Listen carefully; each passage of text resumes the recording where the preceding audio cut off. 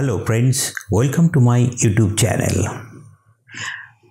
গত সেপ্টেম্বর মাসের 27 তারিখে মার্কেট ছিল একদম টপ লেভেলে এবং তারপর থেকে কিন্তু মার্কেটে আসে কারেকশান। যে সময় থেকে কারেকশান শুরু হয় তখন মার্কেট ছিল 84 ডিগ্রি অ্যাঙ্গেলে। ওই সময় অনেকেই কিন্তু বলছিলেন যে মার্কেট এই মুহূর্তে সুপার বুলিশ পজিশনে রয়েছে, আর এই অবস্থা কিন্তু মার্কেট নিচ দিকে নামতে শুরু করেছিল এবং ধীরে ধীরে মার্কেটে ডাউনফল শুরু হয়ে যায় এবং তারপর এমন একটা পজিশন আসে যখন 7ই ডিসেম্বর। সেই সময় মার্কেট আবার পুনরায় উপরের দিকে উঠতে শুরু করে। ফরেন ইনভেস্টার অর্থাৎ এফআইআই এই তাদের যা ডেটা দেখা যায় সেখানে দেখা যায় যে তারা আবার বাইং শুরু করে দিয়েছে এবং যার ফলে মার্কেটে আবার র্যালি শুরু হয়েছে উপরের দিকে উঠে যাওয়ার। কিন্তু এখানেই ছিল একটা ফাঁদ, আর এই ফাঁদে প্রচুর রিটেলাররা আবার ইনভেস্ট করে এবং মার্কেট আবার পুনরায় নিচ দিকে নামতে শুরু করে। আর এখন মার্কেটের অবস্থা একদম তথই চলে।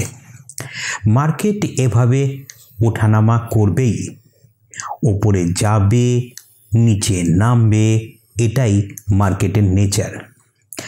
এই মার্কেটে আমাদের যারা ট্রেডার বন্ধুরা রয়েছেন সেই সমস্ত ট্রেডারদেরকে এই ওঠা এবং নামা এই ভোলাটিলিটির সঙ্গে মানিয়ে নিয়ে কাজ করতে হবে।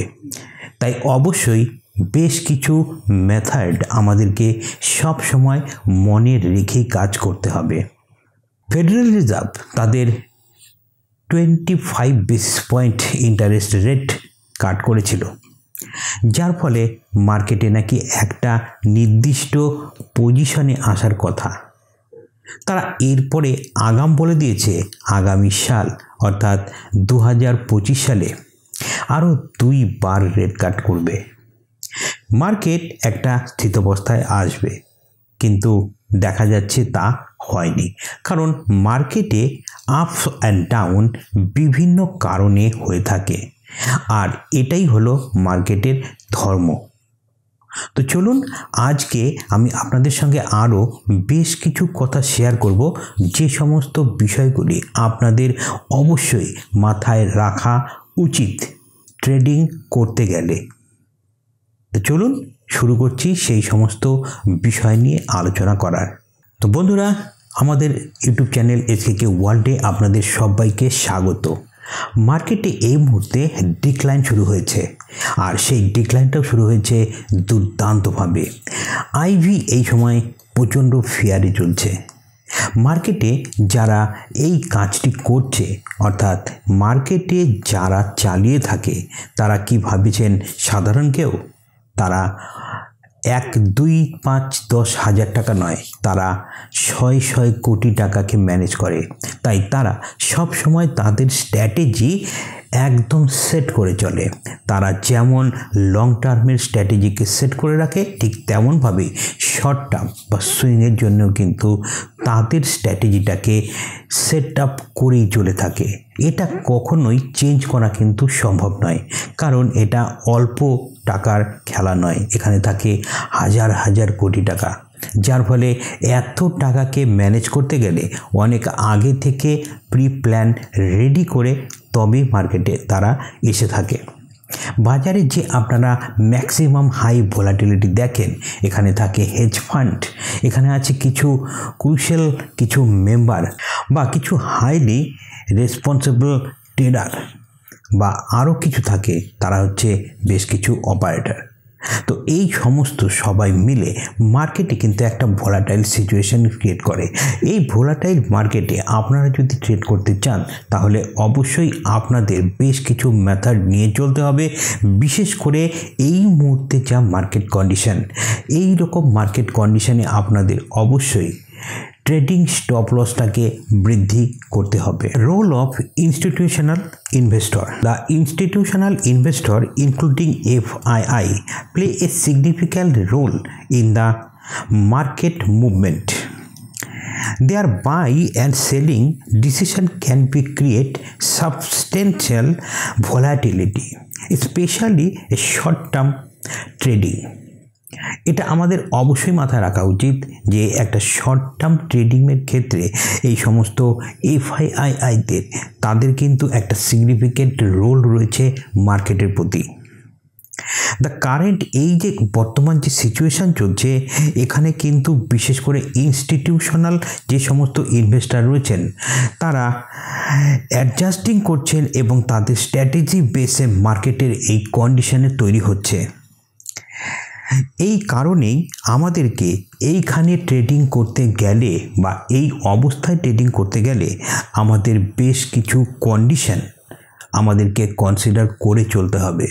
সেই সমস্ত কনসিডারেশনের মধ্যে প্রথমটি পড়ে সেটি হচ্ছে স্টপ লস ম্যানেজমেন্ট।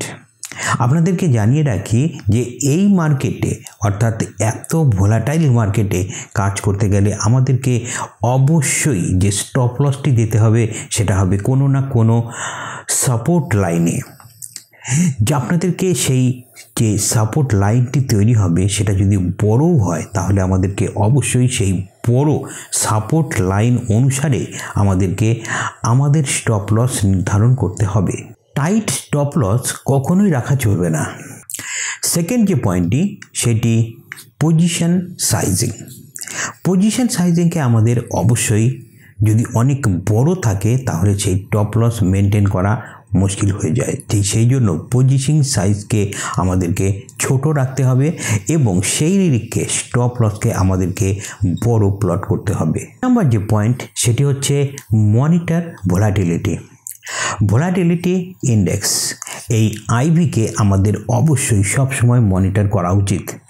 এমন কোনো ইনস্ট্রুমেন্ট হয়তো বা আমরা কিনেছি সেই ইনস্ট্রুমেন্টটি অনেক ভোলাটাইল মার্কেট হওয়ার জন্য আপনার প্রিমিয়াম হয়তো দেখবেন বাড়বেই না, কিন্তু আপনার স্টপ লস অনেক দ্রুত হিট করবে। তাই সেই দিকে অবশ্যই আমাদেরকে ম্যানেজ করে চলতে হবে। অবশ্যই মার্কেটের আন্ডারস্ট্যান্ডিংটাকে আমাদেরকে বুঝে কাজ করতে হবে। মার্কেট বিভিন্ন কারণে ফল হতে পারে। মার্কেটে বিশেষ করে ইন্টারডেতে প্রেডিক্ট করা সবচাইতে কঠিন কাজ। একজন অপশান বায়ার ইন্টারডেতে কাজ করে সময়ের জন্যই লস করেই মার্কেট থেকে বের হয়ে থাকেন তুলনামূলক সুইং এবং লং টার্মের ট্রেডারদের থেকে। তাই অবশ্যই আমাদের যে ধরনের পোর্টফোলিও করা উচিত সেটা হচ্ছে অবশ্যই আমাদেরকে একটা ভার্সেটাইল পোর্টফোলিও তৈরি করতে হবে, যেখানে আমাদের বাস্কেটের থ্রুতে অনেক বেশি স্টককে লিস্টিং করে সেখানে পার্ট বাই পার্ট ইনভেস্ট করতে হবে, যাতে মার্কেট ক্র্যাশ করলেও সবসময় যেন আপনার মানি হেজ পজিশনে থাকে এবং আপনার লসের পজিশন বা লসের মাত্রা যেন সবসময় কম হয়। সেই দিকে নজর রেখে লং টার্মে ইনভেস্ট করা আর লং টার্ম পোর্টফোলিও তৈরি করা অবশ্যই আপনাদের জন্য এবং সমস্ত ট্রেডার বন্ধুদের জন্য সব থেকে ভালো হবে। কখনোই আমার মতে আপনারা ইন্টারডে প্লে করবেন না। ইন্টারডে প্লে করতে গেলে যে ধরনের স্কিল এবং নলেজের দরকার সেই পজিশনে না পৌঁছে আপনারা কখনোই ইন্টারডেতে প্লে করতে যাবেন না। কখনোই কোনো কারোর কাছ থেকে টিপস নিয়ে কখনোই ইনভেস্ট করবেন না। যখন আপনি ইনভেস্ট করবেন তখন সেই কোম্পানি সম্পর্কে A to Z সমস্ত খবরাখবর আপনি নিজে তদন্ত করে তবে সেই কোম্পানিতে ইনভেস্ট করবেন। সর্বোপরি আপনাদেরকে আরও একটা কথা বলি যে মার্কেট সব সময়ের জন্যই আপস অ্যান্ড ডাউন হবেই। মার্কেটে বিভিন্ন রকম নিউজ আসবেই, আর নিউজ আসাটা সব সময়ের জন্যই বাঞ্ছনীয়। নিউজের উপরে বেস করে আপনি আপনার নলেজকে অবশ্যই বাড়তি করে রাখুন, কিন্তু কখনোই আপনি সেই সমস্ত নিউজ নিয়ে মার্কেটের কী বা করতে পারবেন? নাথিং। আপনি কিচ্ছু করতে পারবেন না মার্কেটে। তাই অবশ্যই নিজের মানি ম্যানেজমেন্টটাকে সঠিক পদ্ধতিতে, সঠিক লাইন অ্যান্ড লেন্থ বজায় রেখে মার্কেটে কাজ করুন। এটাই আজকে আমি বলার জন্য এই ভিডিওটি তৈরি করেছি। আশা করি আপনাদের একটু হলেও এই মার্কেটে এই ভিডিওটি দেখার পর অবশ্যই উপকারে আসবে বলেই আমার মনে হয়। দেখা হবে আপনাদের সঙ্গে নতুন ভিডিওতে।